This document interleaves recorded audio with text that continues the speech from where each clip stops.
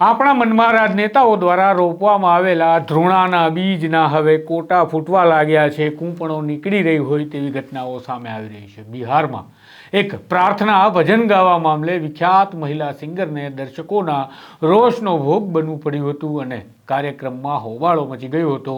આ કાર્યક્રમ હતો અટલ જયંતિ સમારોહનો કાર્યક્રમ, જ્યાં બિહારના દેવી નામના મહિલા સિંગર દ્વારા મહાત્મા ગાંધીજીની પ્રાર્થનામાં ગવાતા ભજન રઘુપતિ રાઘવ રાજા રામને દર્શકો સમક્ષ તેઓ પીરસી રહ્યા હતા. અને ત્યારે બબાલની શરૂઆત થઈ હતી, કારણ કે આ ભજનમાં એક પંક્તિ આવી, ઈશ્વર અલ્લાહ તેરો નામ સબકો દે સન્મતિ ભગવાન.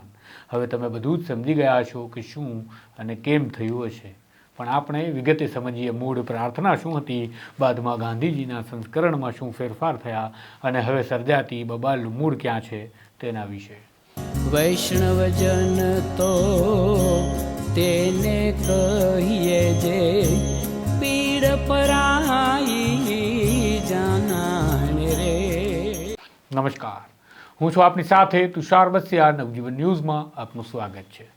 ગુલામ ભારતની કલ્પના પણ આજે કરવી મુશ્કેલ છે, કારણ કે આપણે સીધા જ સ્વતંત્ર ભારતમાં પેદા થયા અને એ ભારત માટે કોણ કોણ લડ્યું છે, કેવું કેવું લડ્યું છે, કેવા કેવા બલિદાન અને યોગદાન આપ્યા છે, તેને વાંચવાની આપણે જરા પણ ફુરસદ કે તસદી ધરાવતા નથી.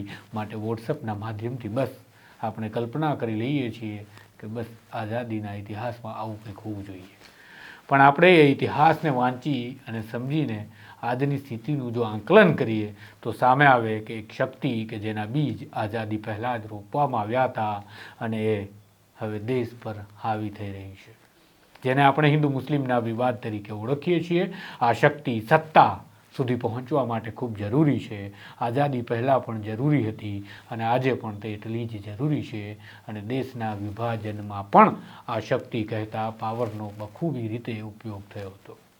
પરંતુ આ બધી જ સત્તાની સાંઠમારી સમયે જે મહાત્મા ગાંધીએ પોતાનું સર્વસ્વ માત્ર ભારત માટે નહીં પણ સમગ્ર માનવજાત માટે ઘસી નાખ્યું, એ આ પાવર પેદા થાય તે પહેલાં જ તેને ઓળખી ગયા હતા કે આ ધર્મના વિભાજન કરવાનો પાવર જોખમી છે અને જોખમી ભવિષ્યમાં સાબિત પણ થશે.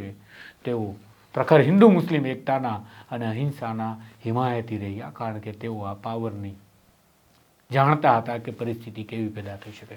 અને માટે જ તેમણે મૂળ હિન્દુસ્તાની શાસ્ત્રીય સંગીતકાર પંડિત વિષ્ણુ દિગંબર પલુશકરે દ્વારા રચિત રઘુપતિ રાઘવ રાજા રામની પંક્તિ પરથી નવું સંસ્કરણ તૈયાર કર્યું, જેમાં તેમણે સુંદર રીતે દેશના દરેક ધર્મનો નાગરિક સાથે બેસી પ્રાર્થના કરી શકે અને બધાના ધર્મનું સન્માન જળવાય તેવા ફેરફાર કર્યા અને પંક્તિઓની રચના કરી. આ સંસ્કરણને ગાંધી સંસ્કરણ રઘુપતિ રાઘવ રાજા રામ તરીકે ઓળખવામાં આવે છે. પરંતુ સ્વતંત્રતા પહેલાં જ ગાંધીની પાછળ પડેલી એ તાકાત કે જે હિન્દુ તરફેણના નેતા હોય કે પછી મુસલમાન પક્ષની તરફેણના નેતા, તેમને આ બધું પસંદ ન હતું, કારણ કે તેમને સત્તા જોઈતી હતી અને સત્તા માટે આ પાવરને, આ શક્તિને પેદા કરવી જરૂરી હતી. તૃણાના બીજ રોપવા જરૂરી હતા અને આખરે તેવું થયું. અને હવે આ ધૃણાના રોપાયેલા બીજ દરરોજ વૃક્ષ બનવા તરફ આગળ વધી રહ્યા છે. બીજના રોપનારા તો જતા રહ્યા, પણ વિચારધારા રહી ગઈ છે. અને હવે એ વિચારધારા એ હદે હાવી થઈ છે કે તે આ બીજને સિંચન અને જતન કરે છે, ખાતર પાણી શક્ય એટલું કરે છે, કારણ કે તેઓ ઈચ્છે છે વહેલું આ ધૃણાનું વૃક્ષ બની જાય.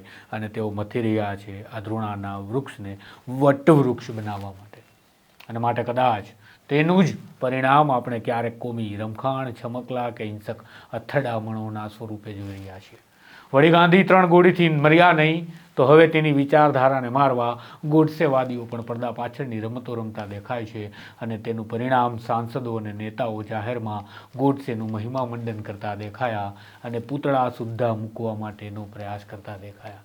અને આ ખાતર પાણીનું પરિણામ બિહારના પટણામાં પણ જોવા મળ્યું હોઈ શકે તેવું મારું અનુમાન છે, કારણ કે બિહારના પટણામાં અટલ જયંતિનો સમારોહ કે જેને ભાજપ ઠેર ઠેર ઉજવી રહ્યું છે અને ગવર્નન્સની વાતો કરી રહ્યું છે, તેમાં સ્થાનિક મહિલા ગાયિકા દેવીજીને આમંત્રિત કરવામાં આવ્યા હતા અને ત્યાં તેઓ પરફોર્મ કરવાના હતા. આ કાર્યક્રમમાં દેવીજીએ ગાંધીજીની પ્રાર્થનામાં ગવાતી પ્રાર્થના કરી, જેના શબ્દો છે: રઘુપતિ રાઘવ રાજા રામ, પતિત પાવન સીતારામ, સીતારામ સીતારામ ભજ પ્યારે તું સીતારામ, ઈશ્વર અલ્લાહ તેરો નામ, સબકો સન્મતિ દે ભગવાન. બસ અહીંથી ખાટું પડ્યું દર્શકોને. દર્શકો ઊભા થઈ ગયા, હુરિયો બોલાવવા લાગ્યા, હાપો મચી ગયો. અને આ બધું થતાં ગાયિકા દેવીજીને માફી માંગવી પડી. રીતસર તેમણે સોરી કહેવું પડ્યું અને છઠ માતાનું ગીત ગાવું પડ્યું.